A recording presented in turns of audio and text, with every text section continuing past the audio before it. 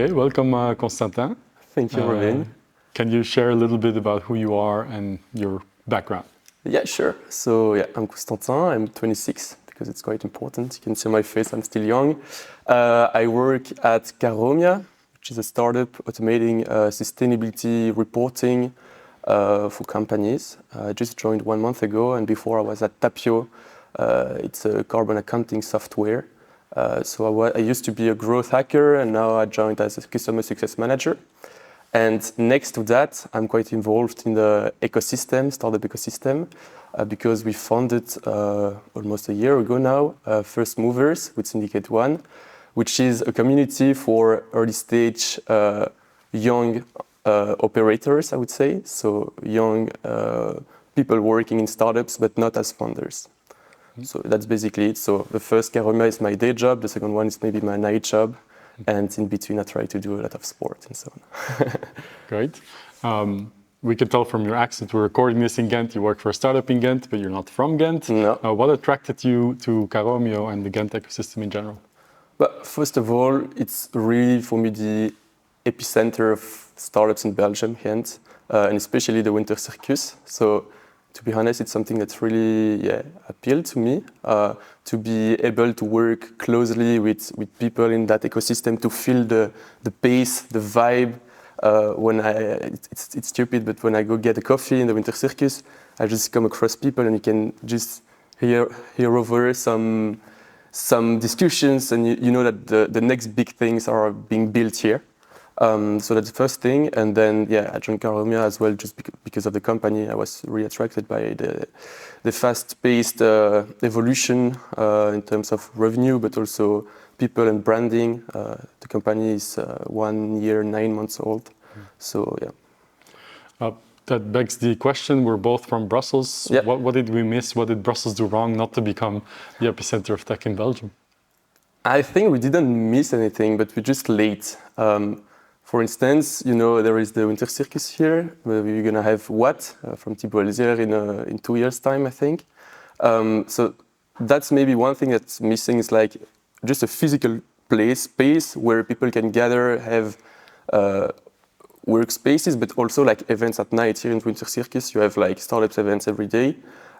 So that's maybe the first thing missing, and then it's about the mindset, I don't like to do any segmentation between Flemish and French-speaking people, but from my experience here after 1 month, I feel like that the pace here is a bit higher. People are maybe a bit more go-getters. And so when they say, I want to start a business one day, they actually do it. While in Brussels, sometimes it's more like a dream rather than really like an action plan, And I feel like that everything is changing now in the right direction in Brussels. There was the first Fuck Ups night yesterday in French in Brussels. So there are some things that are starting, but they are maybe like, because I live in Brussels, we're maybe like 5 years late. Great, okay. And let's maybe take a step back. You were at Tapio, you're now at Caromia. Yeah. But before that, I think you also started your own company or your own project called Post-it. Yeah. Were you always attracted to this sort of the tech scene and the startup scene and innovation? Yes, always is a big word, but it started when I was 16 or 17 years old.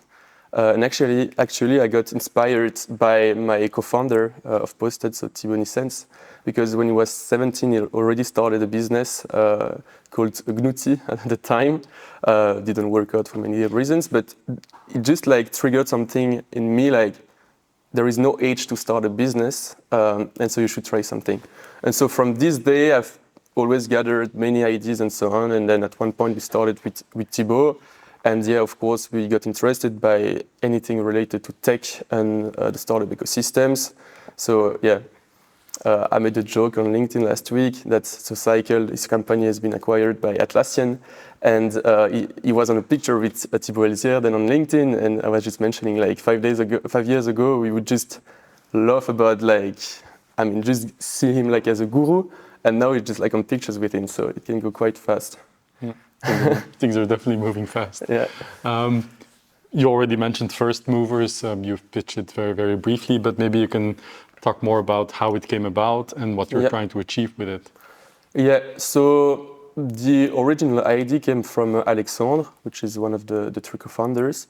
And we made basically two main observations. So the first thing was that for us, the Belgian startup ecosystem wasn't where it should have been yet.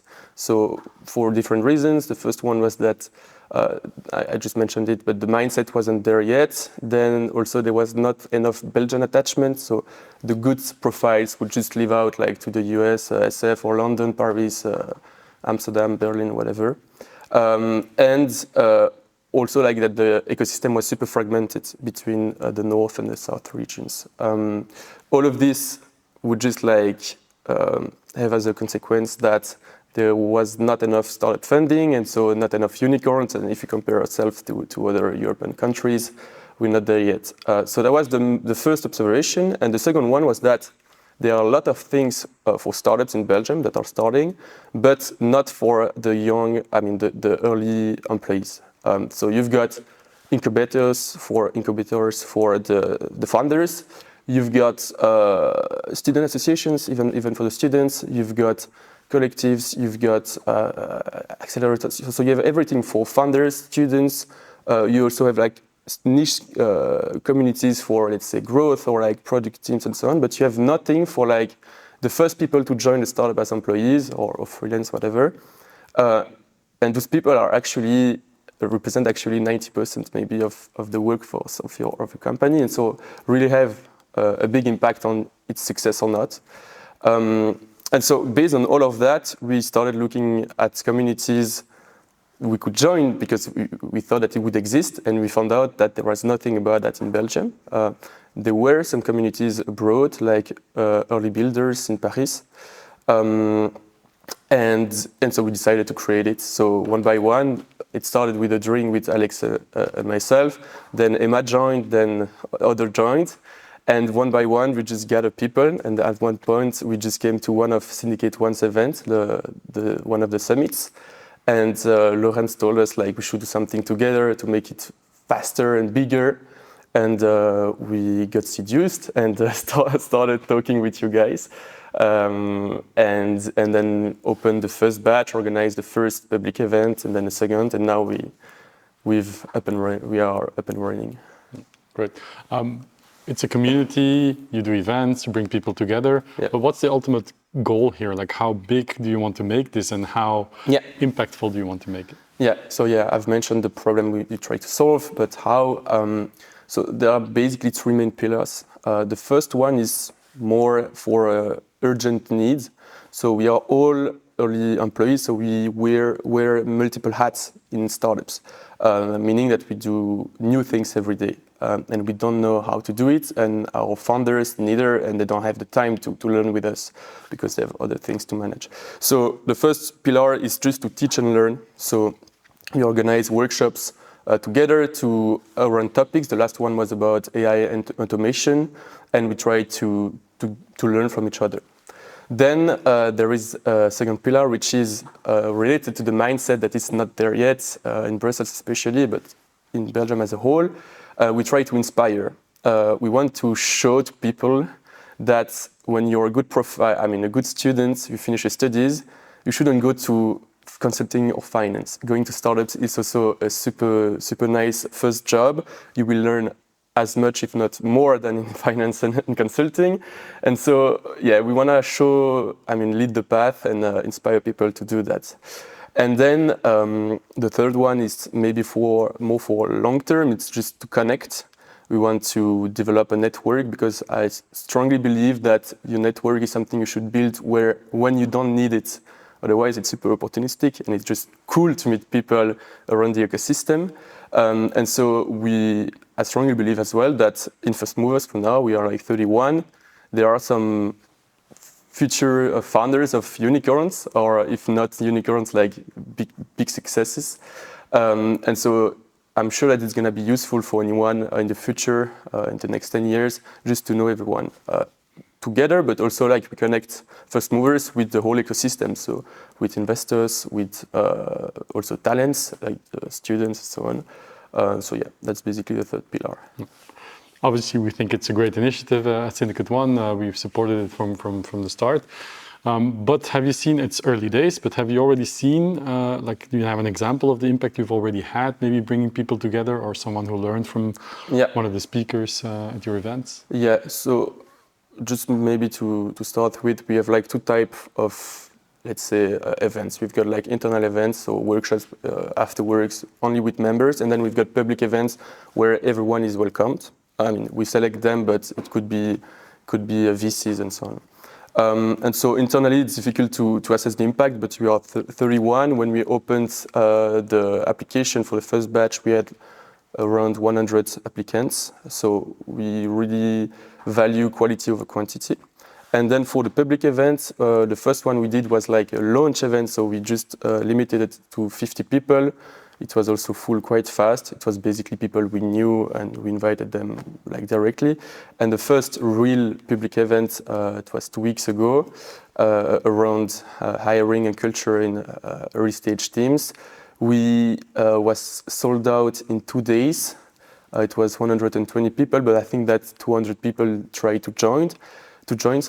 And so, yeah, I feel like that there is a real need for a high value, let's say, panel like this.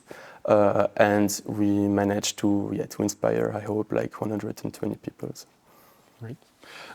So from your vantage point, as part of the FirstMovers founding team, but also part of startups and scale-ups here in Belgium, how do you rate the ecosystem? Like what are the problems that we still face to get to the next level? Because we can talk about community and ecosystem, but at the end of the day, is there enough capital here? Is there enough talent? Is there enough ambition? How do you think about the ecosystem here? Capital, I'm not super into this ecosystem. I mean, I don't know enough like to talk about it, but yes, of course, I feel like that if you want to go big and raise money, you should look at it in Belgium, but also like abroad. And sometimes other big cities just look down at Belgium like, okay, not ambitious enough. So I guess that capital is just the consequence of the rest, which is talent and ambition. Talent, for sure, we have it. We have a few of the best universities in the world. Here in Ghent, I guess it's the best in Belgium. And so I'm sure we have it, but of course, like everywhere, we lack of engineers. We would pay a lot to get AI engineers at Caromia, for sure. And ambition, it's still a bit missing because we don't really, I feel like Belgians, according to me, are really humble. And we sometimes don't believe in ourselves like we can do big companies. And the good news about that is that now we've just got the first 4 unicorns in Belgium. And so they really lead by example and show that it's possible, that you can go from 0 to 1 billion in a few years. Some take more time, like Odoo, some go faster, but that it's possible. And so, yeah, the ambitious is building slowly but surely. And so I guess that will, first of all, motivate people to start businesses, but also show to the investors abroad that investing in Belgian startups is not a dumb move at all, that some really succeed. And Aikido that you had this morning is a good example as well. I think they went from 0 to 18 million or something ARR. So, yeah. No, quite some success stories in the middle. Yeah. Within your community of first employees, operators, people who really make the machine work from day one, is there a lot of conversation around the topic of ESOP, getting stock options in the companies that you get involved with? Simply because in Belgium that is still difficult to do. There is a whole debate about how to tax, etc. Yeah. Is that a topic of conversation among the young people who work in startups? Yeah, we've had it because, of course, all of our members would like to start a business one day. I mean, they've got that entrepreneurial mindset. And so when you join a startup, you expect to have some stock options. And we've had that conversation on our internal platform to discuss about, is this fair or not? I won't mention anyone here, but some received some offers that were seen as not fair. Some didn't receive anything. And so we just give tips and tricks, like how should you negotiate that or ask for it? And some founders are really against it, so sometimes it's not possible. Some are okay, but after 6 months, some give it straight away. So yeah, we just basically share tips and tricks about how to get it, but also to compare and benchmark with each other, what do you have? That's great. What I like about FirstMovers is that you're very inclusive, both in gender, because one of your founders is of course Emma, but also because you want to make it diverse in the sense of geo, right? You look at Belgium as a whole and not like pockets of fragmented ecosystems, which I really like. It's also one of the principles at Syndicate 1. But if you look at sort of the diversity, both geographic and gender, that we have in the Belgian tech ecosystem, do you think we need to work on it, or do you have any other strong opinions about that? Actually, about gender at FirstMovers, the good news is that before the first batch, we would have 50-50. And now we just went super down. I don't have the figure, but I think we have like 5 women out of 30. So I think that reflects like the ecosystem as a whole.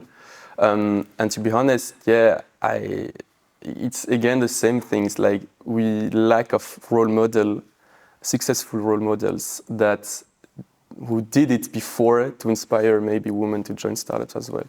And every time I'm seeing like a picture on LinkedIn or so on of like the raises of this week, there were some crazy raises. It's always like 4 white male of like between 30 and 50, and for sure there is something that's not working out. So I'm not a real pro of quotas, but I guess that, I mean, you cannot do that for startups as a founder because it's already super hard to find the perfect co-founder and so on.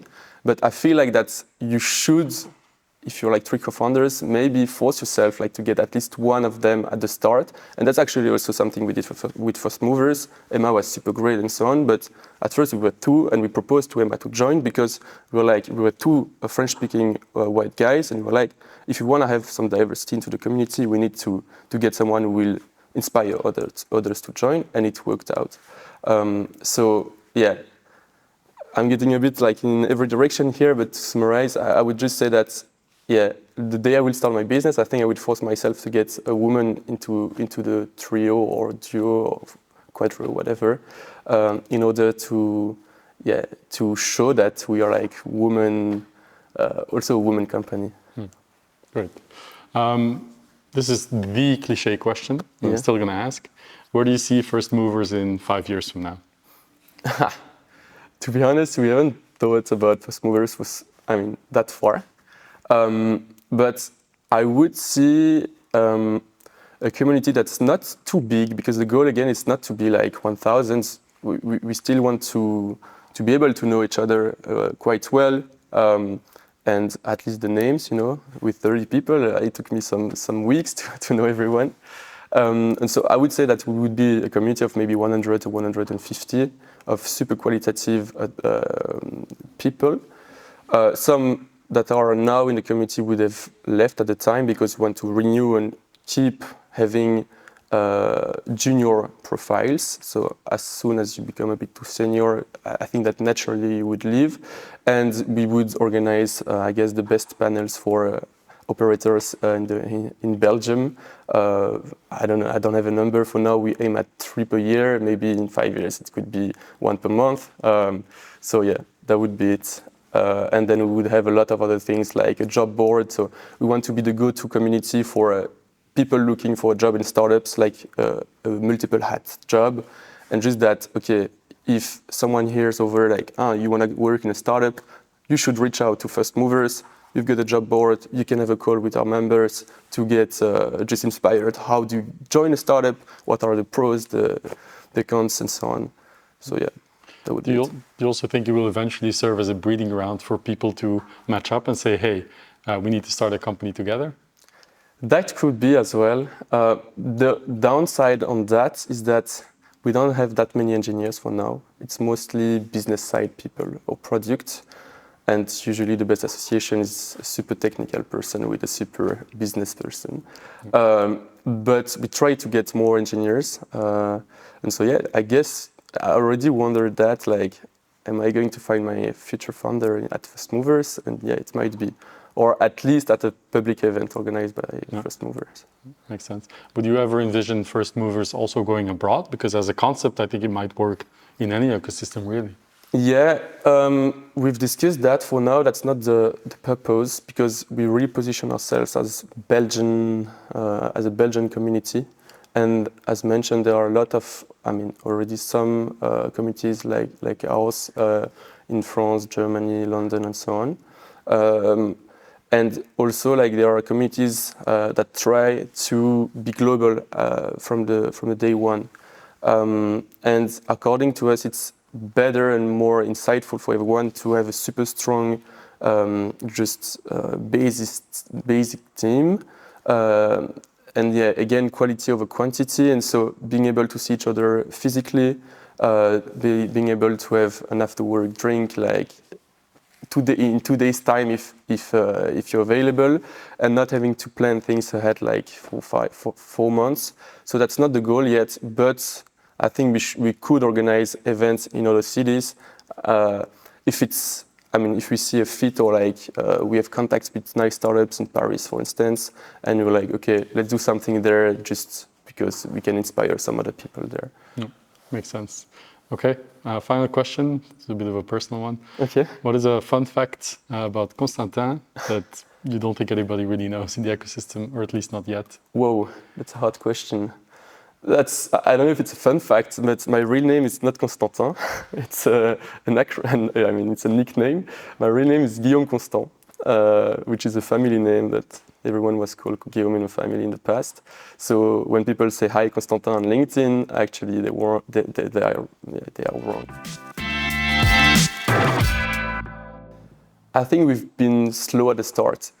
We wanted to do something small, like being 10 and so on, and we didn't really believe in ourselves before Syndicate 1 arrived and told us, like, you should do it bigger. The best decision was definitely to have accepted the first drink with Alex. It was basically a LinkedIn message like, hi, I see that you do the same weird job as me. Do you want to just discuss about it, because just it's fun? And I went for it, and then we just took out our laptops and started like thinking about names and so on. I think what's important is just to work. First of all, that the job should be your hobby. My CEO always says like, yeah, I will do that in my hobby time. So it means that it's gonna work after dinner. And what's most important is not like to have strict rules, but just flexibility for me. Sometimes I just like close my laptop a bit earlier because I'm just exhausted. I go back home, I have dinner, and then I restart a bit afterwards. Sometimes I don't because I've got the birthday of my best friend, and I'm okay. But as soon as the job is done, at the end of the week, I think you should just have the flexibility to do whatever you like. And so working on Saturday or Sunday should be allowed if you didn't really perform during the week. But of course, if you work during the week and the weekend, every week's in, then there is a structural problem and should maybe hire other people. So yeah, for sure, as a founder, you need to work more than a 9-to-5 person in an insurance company because you want to make it work. And it's a game of numbers at the end of the day.